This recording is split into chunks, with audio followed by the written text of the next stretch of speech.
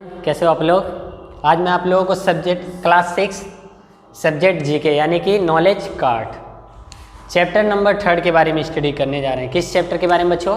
Chapter number 3 के बारे में। और चैप्टर का नाम है ऑल अबाउट कैट्स यानी कि कैट के बारे में हम लोग डिस्कस करेंगे। किसके बारे में बच्चों? बिल्लियों के बारे में हम लोग डिस्कस करेंगे कि बिल्लियों के कितने लेग होते हैं, कितने आई होते हैं, मतलब इनकी जितनी जितनी भी चीज़ें होती हैं, थिंग्स इनके द्वारा डिटेक्ट करते हैं या फिर इनको सिग्निफाई करते हैं, इनके बारे में हम लोग इसमें खूब अच्छी तरीके से पढ़ेंगे। और बच्चों आप लोग क्लास 6 में हो, फिर भी मैं आप लोग को बुक ये दिखा रहा हूँ कि ये भी आपका है बुक। कौन सा? Knowledge card. आप लोग देख सकते हो, लिखा भी हुआ क्लास 6। आप लोग छोटे नहीं हो, ठीक है, काफ़ी बड़े हो, तो आप लोग पेज नंबर 8 को खोल लीजिए। पेज नंबर 8 को खोल लीजिए। और बच्चों मैं आप लोग को बता दूँ कि आप लोग देख रहे हो चैप्टर नंबर 3 चल रहा है। इस सब्जेक्ट में हम लोग क्वेश्चंस के माध्यम से सीखते हैं। किसके माध्यम से बच्चों? क्वेश्चंस के माध्यम से सीखते हैं ना। सारे क्वेश्चंस को करते हैं, स्टेप बाय स्टेप करते जाते हैं और हम लोग देखते हैं क्या ट्रू है या फिर क्या फॉल्स है। और आपको एक चीज़ और बता दे रहा हूँ जो शायद बताया नहीं कभी, आपका इसका बच्चों पीछे आंसर भी दिया रहता है। क्या है? पीछे आपको आंसर दिया रहता है। पेज नंबर मैं आपको देख के बता दे रहा हूँ। लास्ट पेज यानी कि वही 71 एंड 72 पेज नंबर अगर आप ओपन करोगे तो वहाँ क्या पाओगे कि आंसर इसका ऑलरेडी दिया हुआ है। ठीक है, तो आप लोग जब मैं बताता हूँ तब तो यहाँ लिख ही देता हूँ आंसर, बट आप लोग भी हेल्प ले सकते हो उसका।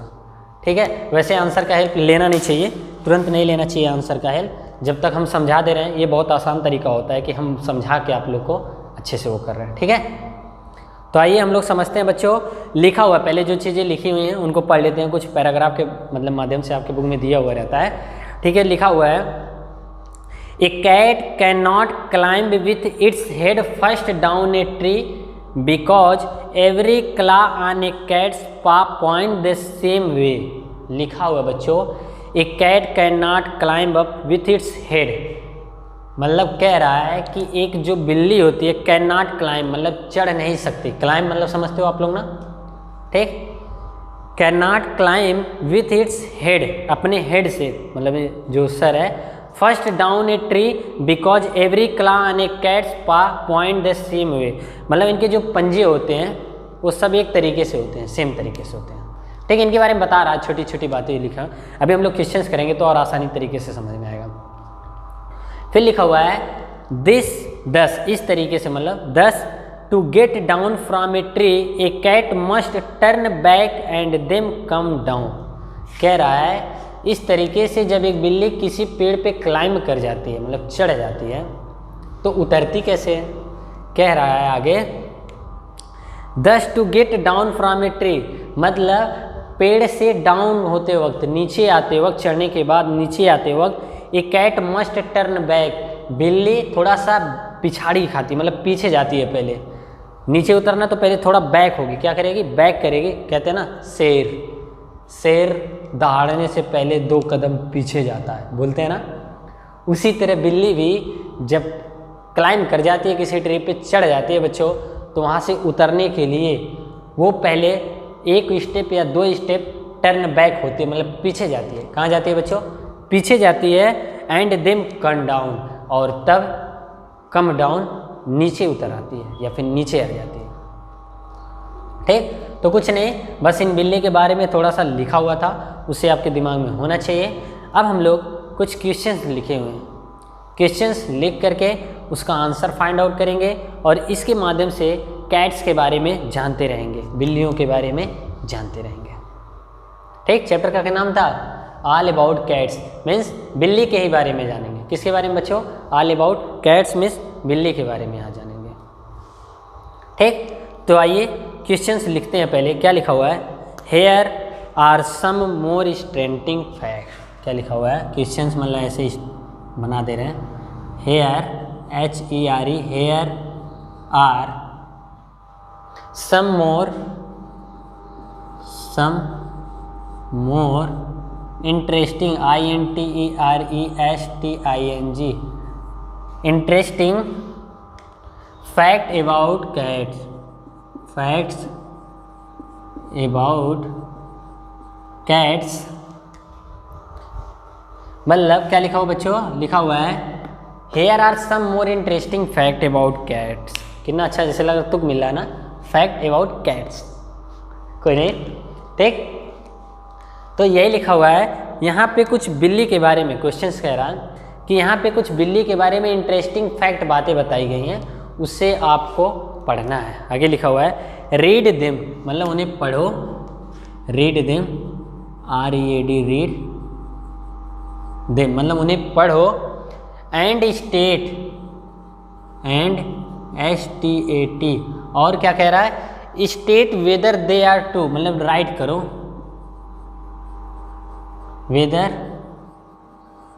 दे आर ट्रू और फॉल्स, TRUE, ट्रू और फॉल्स, FALSE।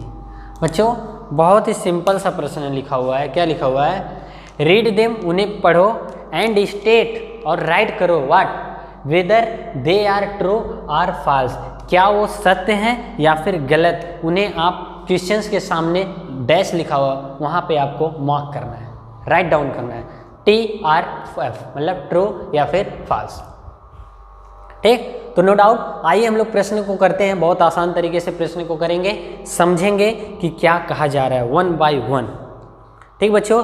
अब हम लोग आते हैं क्वेश्चन नंबर फर्स्ट। किस क्वेश्चन पे बच्चों, क्वेश्चन नंबर फर्स्ट। क्या लिखा हुआ है question number first, question number first क्या लिखा हुआ है, लिखते हैं, पहले लिख लेते हैं फिर इसके बाद हम लोग समझते हैं। लिखा हुआ है a cat's whiskers act like, क्या लिखा हुआ है, a cat whiskers, WHIS, whiskers, KERS, whiskers act like antennae, act like ANTENNAE,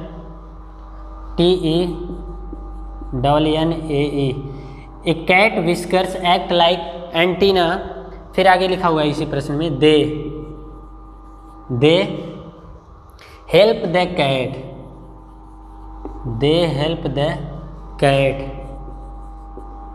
they help the cat to determine, to DETERMINE, to determine if a space, if a SPACE, if a space is too small, is too small to squeeze, to squeeze, SQUEEZE, squeeze through। बच्चों ये जो प्रश्न लिखा हुआ है, अब आपको ऐसे डैश दिया हुआ है, यहाँ पे आपको लिखना है क्या ये स्टेटमेंट ट्रू है या फिर फॉल्स, ठीक। ये स्टेटमेंट के बारे में बताना है कि क्या ये ट्रू है या फिर फॉल्स। आपको पढ़ के, और पीछे में जैसे ऑलरेडी डिस्कस किया हूँ, बताया हूँ थोड़ा सा चैप्टर को स्टार्ट करने से पहले, चूँकि बता नहीं पाया था, भूल गया था कि पीछे आंसर दिया रहता है, आप उसे पढ़ो, मैं जिस तरीके से समझाता हूँ उसे आप समझो, फिर इसके बाद आप आंसर को ज़रूर देखो कि क्या ये सही लिखा हो या फिर गलत, टैली कर लिया करो। वैसे मैं यहाँ पढ़ाता हूँ तो देख के पढ़ाता हूँ, ये बात नहीं है कि वैसे ही पढ़ाते चला जाता हूँ, ठीक। तो बच्चों इसका आंसर पहले इसको समझते हैं, फिर इसके बाद हम लोग इसको देखते हैं क्या ये सही है या फिर गलत, ठीक। तो बच्चों हम लोग पहले इसका मतलब समझते हैं। कह रहा है a cat whiskers act like antennae. बच्चों ये विस्कर्स मतलब क्या होता है, बहुत ही मतलब यहाँ पे एक वर्ड है विस्कर्स। विस्कर्स मतलब होता है बच्चों चिपचिपा, गम लाइक स्ट्रक्चर, गम जो गोद होता है चिपचिपा होता है ना बच्चों, वही पूछ रहा है। विस्कर्स मतलब होता है चिपचिपा, मतलब जो चिपचिपा, जो चपक जाए कहीं, ठीक। तो वही लिखा हुआ है a cat whiskers act like antennae, मतलब एक जो बिल्ली के चिपचिपा जैसे पदार्थ होते हैं वो एंटीना की तरह एक्ट करते हैं। किसकी तरह बच्चों, एंटीना। मतलब यहाँ पे कहने का मतलब क्या है, जैसे आप लोग देखते हो टीवी आप लोग के घर पे होगा, तो जो डिश होता है टीवी होता है उसका कोई एंटीना होता है। अगर उसे आप जाके छत पर से हिला दो तो देखोगे आप वो डिस्कनेक्ट हो जाता है, मतलब मीन्स क्या, उस वाइब्रेट होने लगते हैं, या फिर उसके जो फिगर्स हैं वो इधर उधर ऐसे ऐसे ऐसे ऐसे होने लगते हैं ना, ऐसे ऐसे, समझ में ही नहीं आता क्या दिख रहा है। इसी वो इंडिकेट करते हैं ना कहीं, वही मतलब सिग्नल ले करके फिर उसके बाद वो पकड़ते हैं, कैच करते हैं, जो सीरियल वगैरह आता है, जो भी चीज़ें हैं, मूवी वगैरह आती हैं, सीरियल, रामायण महाभारत जो भी आता है, ठीक। तो एंटीना से क्या होते हैं, एटमॉस्फेयर में उनकी रे वगैरह या फिर जो उनके जो कैच करके सिग्नल से वो लोग एकदम क्लियर मैच करके उनकी जो फ्रीक्वेंसी होती है मैच करके उसे वो शो करते हैं कि हाँ ये चीज़ें इस टाइम पे आएगी, ठीक। इसी तरीके से यहाँ एंटीना कहने का मतलब क्या है कि इनके जो चिपचिपा जैसे पदार्थ हैं वो एंटीना की काम करते हैं, एंटीना की तरह काम करते हैं, कहीं ना कहीं इंडिकेट करते हैं। क्या करते हैं बच्चों, कहीं ना कहीं इंडिकेट करते हैं। फिर आगे लिखा हुआ है they help a cat to determine if a space is too small, अगर कहीं पे जगह कम है टू स्क्वीज थ्रो, उसी के थ्रू ये लोग क्या करते हैं बच्चों, डिटरमाइन कर लेते हैं। किसकी थ्रू, विस्कर्स यानी चिपचिपा पदार्थ जैसे, जो कि किसकी तरह काम करता है, एंटीना की तरह काम करता है। तो बच्चों ये क्वेश्चन यही था कि क्या यह ट्रू है या फिर फॉल्स। तो बच्चों आप लोग को बता दो, ये आपको याद रखना है। अगर ऐसा कहीं आपको लिखा हुआ मिल जाए जीके में तो आप इस स्टेटमेंट को ट्रू का नाम दोगे, यानी कि ये क्वेश्चंस या फिर ये this statement is correct means true. क्या लिखोगे आप बच्चों इसका आंसर, ट्रू, TRUE, ट्रू, ठीक। यहाँ तक किसी को डाउट नहीं ना।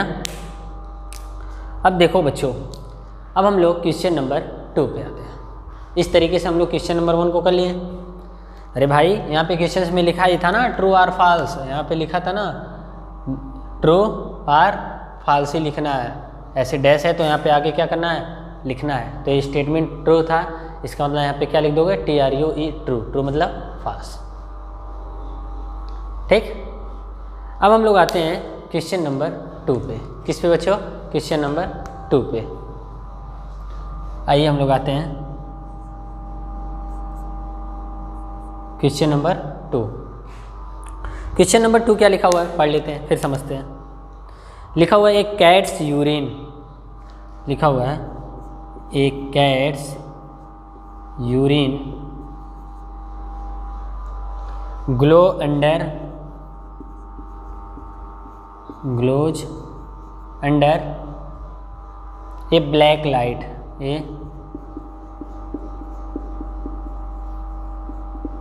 ब्लैक लाइट, ठीक। इसका मतलब समझते हैं, बहुत आसान सा चीज़ लिखा हुआ है, बहुत ही सिंपल लिखा हुआ है, ठीक।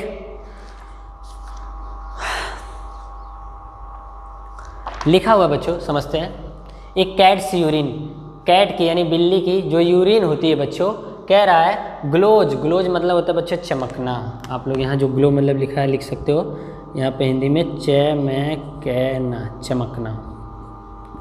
ग्लो मतलब शाइनिंग करना, इंग्लिश वर्ड शाइनिंग भी लिख सकते हो या फिर हिंदी में लिख सकते हो चमकना। कह रहा है जो कैट्स की यूरिन होती है वो चमकती है under a black night, means अगर हम लोग अंधेरे में उनके यूरिन को देखें, किसके यूरिन को, कैट्स के, बिल्ली को, बिल्ली की जो यूरिन होती है अगर वो हम लोग अंधेरे में देखें तो उन्हें हम लोग क्या कहते हैं बच्चों, मतलब क्या वो ग्लो करते हैं। क्वेश्चन यही है, इनके कहने का मतलब है जो कैट्स की यूरिन होती हैं वो ब्लैक लाइट में यानी अंधेरे में चमकती हैं। तो बच्चे तो किसी को नहीं पता, या तो आप प्रैक्टिकली करके देखो कि हाँ मतलब वो अगर यूरिन जहाँ करते हैं देखो, ठीक। तो बच्चों ये आपको आंसर बता दूँ, ये एकदम सही है, करेक्ट है। आंसर क्या है बच्चों, एकदम करेक्ट है। इनकी जो यूरिन होता है ब्लैक नाइट में चमकता है यानी अंधेरे में चमकता हुआ दिखाई देता है। तो इसका सिंपल सा आंसर है ट्रू। क्या बच्चों, ट्रू, TRUE, ट्रू,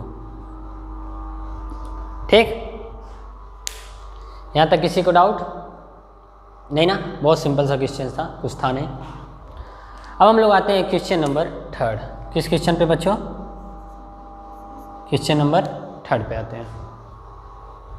देखते हैं क्वेश्चन नंबर 3 क्या कह रहा है, पढ़ते हैं फिर इसको नॉलेज चेक करके फिर आंसर फाइंड आउट करते हैं, ठीक। अब देखते हैं बच्चों क्वेश्चन नंबर 3 क्या लिखा हुआ, पहले लिख लेते हैं फिर उसके बाद समझते हैं, फिर उसके बाद करते हैं। लिखा हुआ है a cat has more than 1, क्या लिखा है, a cat has more than, a cat has more than 100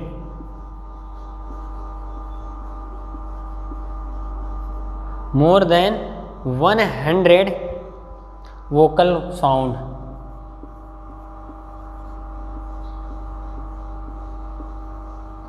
कह रहा बच्चों एक जो बिल्ली होती है उसके पास मोर देन 1 वोकल कार्ड्स होता है, मोर देन 100, यहाँ डैश आंसर लिखना। क्या कह रहा बच्चों, बहुत ही सिंपल सा क्वेश्चन है बच्चों। मैं आपसे बार बार कहता हूँ, मतलब कई बार मैं बोला हूँ और सत्य है, एकदम फैक्ट है कि अगर आप किसी प्रश्न को नहीं समझते हो तो बार बार पढ़ो, किसी प्रश्न को बार बार पढ़ो। अगर आप किसी प्रश्न को समझ लेते हो तो उसका मैं बोलता हूँ ना 50% सोल्यूशन आप समझ लो पा गए। जब आप प्रश्न ही नहीं कर पाओगे तो उसका सोल्यूशन क्या निकालोगे, नहीं ना, कुछ नहीं निकालोगे ना। तो प्रश्न को समझना बहुत ही आसान होता है और समझना चाहिए। नहीं समझ में आ रहा है तो बार बार पढ़ो और मेरा वीडियो बार बार देखो। क्यों? क्योंकि मैं हर एक चीज़ों को बहुत ही मतलब आसान तरीके से बताता हूँ। आप लोग देखते भी होगे, कोई चीज़ परेशानी नहीं होती होगी, आपको नहीं होती होगी ना। तो बच्चों क्या कह रहा है क्वेश्चन देखो। क्वेश्चन कह रहा है a cat has more than 100 vocal cords, मतलब एक बिल्ली के पास, एक कैट हैज़ मतलब एक बिल्ली के पास मोर देन 100 मतलब 100 से अधिक। क्या लिखो बच्चों, यहाँ देख सकते हो आप लोग, मोर देन 100 और यहाँ पे लिखो मोर देन मतलब अधिक, 100 से भी ज़्यादा एक बिल्ली के पास वोकल कार्ड्स होते हैं। हमारे पास तो केवल एक वोकल कार्ड्स होते हैं, मतलब बच्चों यहाँ पे वोकल कार्ड्स होता है जिसकी वजह से साउंड प्रोड्यूस होती है। क्या होती है बच्चों, जिसकी वजह से हम लोग बोल रहे हैं साउंड प्रोड्यूस होता है, उसी को हम लोग क्या कहते हैं, वोकल कार्ड्स बोलते हैं।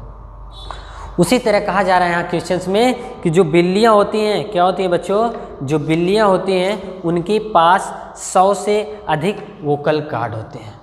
क्या बच्चों, 100 से अधिक वोकल कार्ड होते हैं। तो बच्चों ये तो किसी को शायद या तो आप प्रैक्टिकली करके देखो या फिर मैं जैसे बता रहा हूँ वैसे आप याद रख लो, क्योंकि जीके है, जीके में क्या होता है बच्चों, फैक्ट होता है। जो चीज़ें होती हैं वो होती हैं और जो चीज़ें नहीं होती वो चीज़ें नहीं होती हैं। जैसे मैं कहूँ कि अगर हमारे पास मनुष्य के पास 2 हाथ होते हैं, 4 नहीं होते हैं तो होते हैं, तो होते हैं, लिखा है, या फिर आप देख सकते हो प्रैक्टिकली, है ना।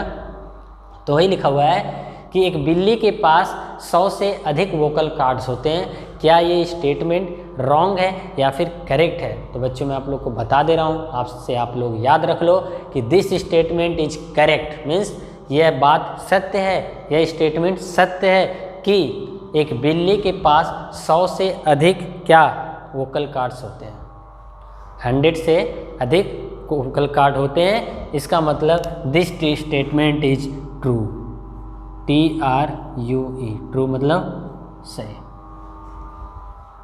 ठीक, यहाँ तक किसी को डाउट नहीं ना। अब हम लोग आते हैं नेक्स्ट क्वेश्चन पे, यानी कि क्वेश्चन नंबर 4। ठीक, कौन सा क्वेश्चन नंबर, क्वेश्चन नंबर 4।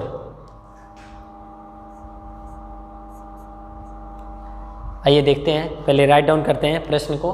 ठीक, लिखा हुआ बच्चों क्वेश्चन नंबर 4 क्या लिखा हुआ है, a cat has 10 rows of whiskers. क्या लिखा हुआ है, पहले प्रश्न को लिखते हैं। A cat has, a cat has 10 rows, 10 ROWS, 10 rows of whiskers, of WHIS KERS whisker, और यहाँ पे डैश लिखा हुआ है जिसको आपको क्या करना है बच्चों, आंसर को फाइंड आउट करना है ऐसे। ठीक, तो बहुत सिंपल सा वर्ड लिखा हुआ है कि एक जो बिल्ली होती है उसके पास क्या लिखा हुआ बच्चों, क्वेश्चन आप लोग समझ सकते हो। लिखा हुआ है एक कैट, क्या लिखा हुआ बच्चों, एक कैट, एक जो बिल्ली होती है, हैज 10 रोज ऑफ विस्कर्स। बच्चों विस्कर्स क्या होता है, अभी ऊपर लिखा हूँ जस्ट। विस्कर्स मतलब क्या होता है बच्चों, चिपचिपा, चिप चिपा। ठीक, तो वही कहा जा रहा है एक cat has 10 rows of whiskers, मतलब एक बिल्ली के पास 10 जो विस्कर्स यानी चिपचिपे होते हैं, मतलब जो एंटीना टाइप का होता है, इनके पास 10 होते हैं। कितने होते हैं बच्चों, 10 होते हैं। उन्हीं को आपको बताना है कि क्या यह स्टेटमेंट रॉन्ग है या फिर करेक्ट है। तो बच्चों मैं आपको बता दूं कि एक कैट के पास 10 विस्कर्स नहीं होते हैं, इसका मतलब दिस स्टेटमेंट इज रॉन्ग। तो क्या लिखोगे बच्चों, ये स्टेटमेंट क्या है, FALSE, फॉल्स है। क्या बच्चों, ये स्टेटमेंट फॉल्स है, इसका मतलब ये रॉन्ग है, ये सत्य नहीं। ठीक, तब तक आप लोग इसे राइट डाउन करो, फिर इसके बाद अभी मैं अगला नेक्स्ट क्वेश्चन कराता हूँ।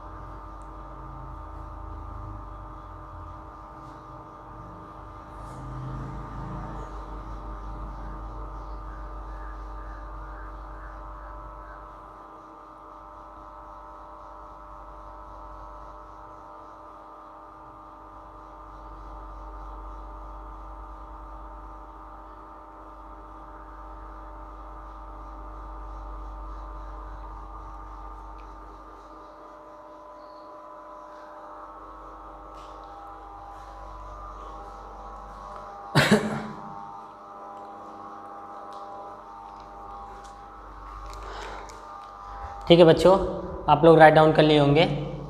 ठीक है, अब हम लोग नेक्स्ट क्वेश्चन के बारे में डिस्कस करने जा रहे हैं। तो इस तरीके से हम लोग देख रहे हैं कि कैट्स के बारे में पढ़ रहे हैं। किसके बारे में बच्चों, कैट्स के बारे में पढ़ रहे हैं, और हमें जानकारी भी हो रहा है कि कौन सा स्टेटमेंट गलत है या फिर फॉल्स है या फिर राइट है या फिर सत्य है। ठीक है, उसको हम लोग क्वेश्चंस के माध्यम से देख रहे हैं। क्या कर रहे हैं बच्चों, क्वेश्चंस के माध्यम से हम उन्हें क्या कर रहे हैं, डिटेक्ट कर रहे हैं, देख रहे हैं, और हमें जानकारी भी होती जा रही है। ठीक, इस तरीके से हम लोग टोटल कितने क्वेश्चंस किए, 4 क्वेश्चंस किए। कितने क्वेश्चंस किए बच्चों, 4 क्वेश्चंस किए। तो आइए अब हम लोग क्वेश्चन नंबर 5 को डिस्कस करें। किस क्वेश्चंस को बच्चों, क्वेश्चन नंबर 5 को डिस्कस करते हैं। ठीक, तो आइए देखते हैं क्वेश्चन नंबर 5 क्या कह रहा है बच्चों। क्वेश्चन नंबर 5 पहले लिख लेते हैं, क्वेश्चंस को लिख लेते हैं, फिर इसके बाद समझते हैं आसानी से। ठीक है, लिखा हुआ है ए कैट्स मेमोरी कैन, क्या लिखा हुआ है, a cat's memory can last as long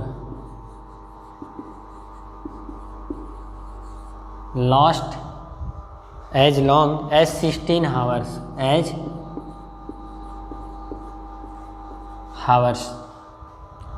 while a dog's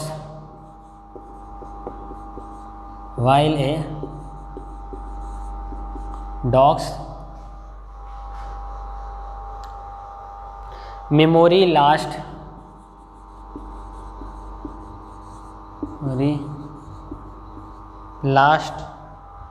not more than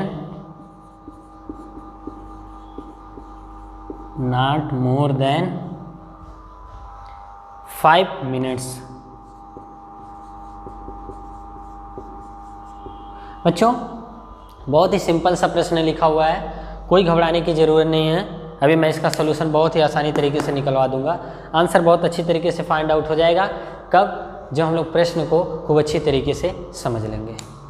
ठीक, तो आइए देखते हैं प्रश्न क्या कह रहा है। कह रहा बच्चों एक कैट्स मेमोरी कैन लास्ट, मतलब एक जो बिल्ली की मेमोरी होती है वो कब लास्ट हो जाती है, खो जाती है, एज लॉन्ग एज 16 आवर्स, मतलब लगभग 16 घंटा।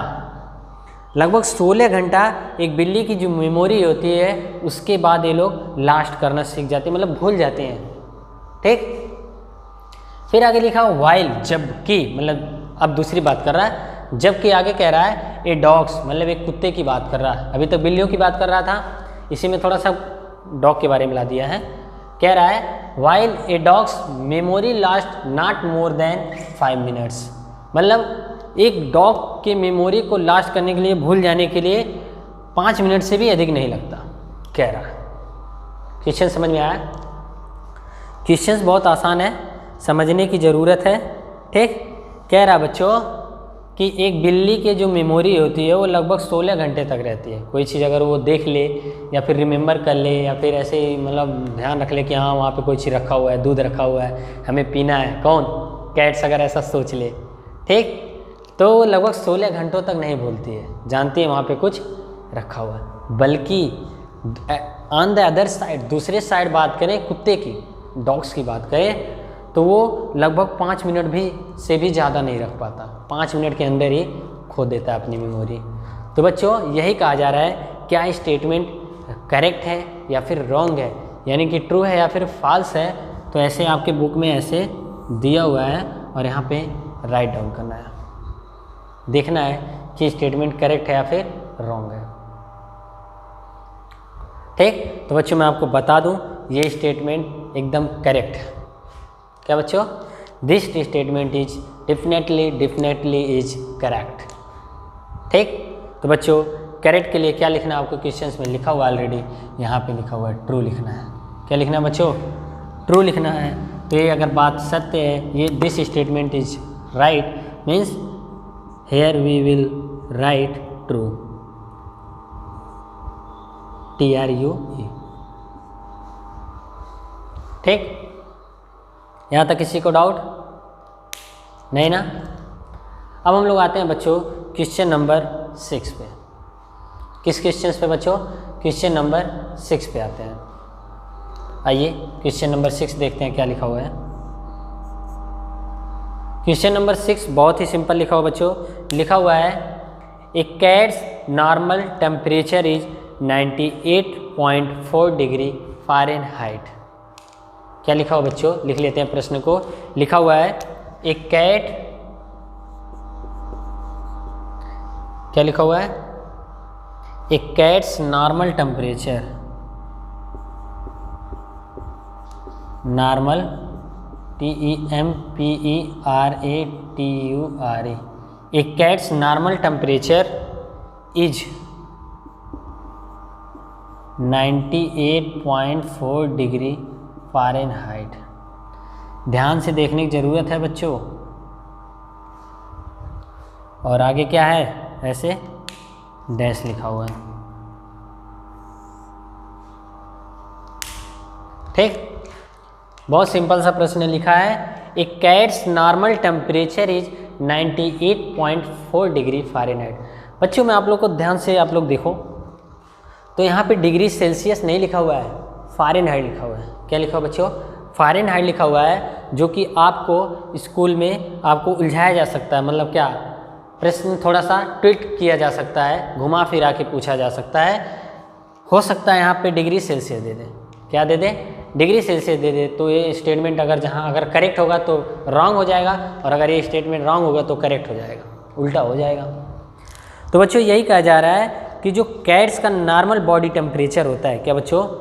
जो कैट्स का नॉर्मल बॉडी टेम्परेचर होता है वो कह रहा है 98.4 डिग्री फ़ारेनहाइट होता है।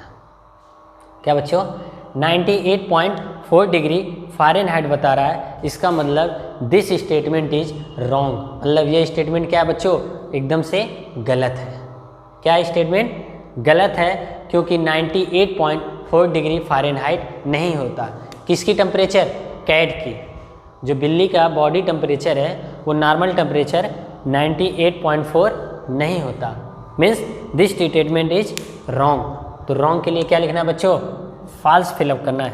क्या आपको फिलअप करना है? फॉल्स फिलअप करना है। तो यहाँ आप लिख सकते हो FALSE, false. Means this statement is wrong. मैं आपको बताया कि थोड़ा सा हो सकता है आपको प्रश्न में ट्विस्ट, मतलब थोड़ा सा घुमा फिरा के पूछा जाए। यहाँ पे डिग्री फ़ारेनहाइट दिया है, हो सकता है क्वेश्चंस में डिग्री सेल्सियस दे दे। क्या दे दे बच्चों? डिग्री सेल्सियस दे दे। तो यहाँ पे आप ध्यान देना कि क्वेश्चंस क्या है। ठीक, तो बच्चों काफ़ी टाइम हो गया है, आज के लिए सिर्फ इतना ही पढ़ेंगे। बस आपको छोटा सा होमवर्क दे रहे हैं ताकि आप लोग इंगेज रहो। होमवर्क आपका क्या रहेगा? होमवर्क आपका रहेगा कुछ नहीं, बहुत ज़्यादा नहीं, क्योंकि एक्चुअली हम लोग कितना प्रश्न पढ़े हैं? 6 क्वेश्चंस पढ़े हैं। तो यहाँ पे हम लोग लिख दे रहे हैं कि जितने क्वेश्चंस हम लोग पढ़े हैं किसके बारे में? अबाउट कैट्स के बारे में, अबाउट कैट्स के बारे में कितने क्वेश्चंस पढ़े, नंबर ऑफ 6 क्वेश्चंस पढ़े। इन क्वेश्चंस को आपको रिवीजन करके आना है। क्या करना बच्चों, रिवीजन करके आना। रिवीजन जरूर करते रहना है, क्योंकि हम लोग जो पढ़ रहे हैं उन्हें रिवीजन जरूर करना है। क्या करना है, जो हम लोग पढ़ रहे हैं उन्हें रिवीजन जरूर करना है। तो आपको ये छोटा सा होमवर्क है, ज़्यादा नहीं, ठीक। तो आज के लिए सिर्फ इतना ही। Thank you very much.